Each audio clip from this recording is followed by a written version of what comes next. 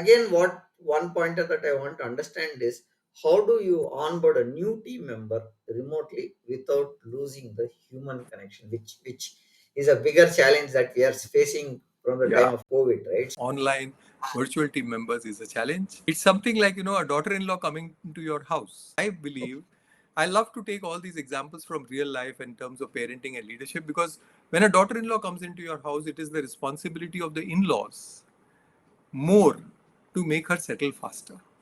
So if it's a leadership team member who has onboarded, or it's a trainee, it's important that we take the onus as a company to ensure that at every step the onboarding is human. So what I do to ensure that the onboarding is there, I get involved. If it is virtual, obviously it has to be somebody who will meet me first. So on day one itself, I will meet the individual who is the new joinee and explain to him the why of our business. Why do we exist? Why do we do things that we do? So, for example, in our philosophy is that do something which is completely out of the box. And day one, you tell the newcomer that this is my why. As an organization, this is something which I believe in, and this is what you will. So you aligned him to what your purpose of the company is. Second, on day one only, I tell them that see, mistakes, change the meaning of mistakes and look at them as learning. So don't worry about it if you're making mistakes.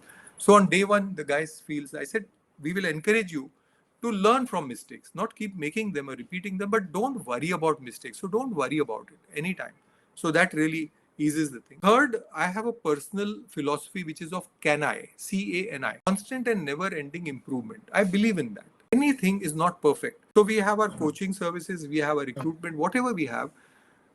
You are all the time ensuring that what we did last time, how can we improve that? What did we learn from the client? How can we improve that continuously? My team knows, and we continuously, sometimes you're adding a checklist, sometimes you're adding another playbook, sometimes you're adding another step in the coaching business. Constant improvement to the team member so that he also knows that there's nothing like perfect, so the pressure is eased. You have to constantly improve. Fourth thing that in a virtual setup I have noticed is very important. When a newcomer joins and you are asking him for, say, a client interface, make him record the mock call. That means the call that he's making, or he's talking to a client on the service front, record that and send it to the team leader. The team leader listens to that call and it gives you flexibility. At the same time, it makes our job easier to listen to it and then correct and improve the person. That is something which is like in a virtual setup works extremely well. And I ensure that a newcomer who is there, initial period, I meet them once a week, one to one, till the time we feel that,